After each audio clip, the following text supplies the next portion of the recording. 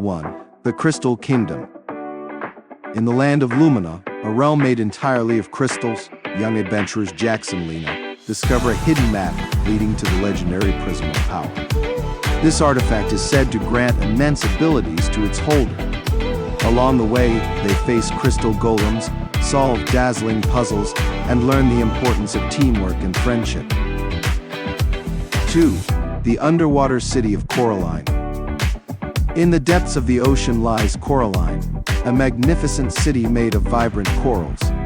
Twins Kai and Maya are sent on a mission to find the lost Pearl of Tides to save their home from a rising sea monster. They encounter talking sea creatures, navigate treacherous reefs, and uncover secrets of their underwater world. 3. Skylandia, the floating islands. Skylandia is a world of floating islands, each with its unique ecosystems. When the island of Petrol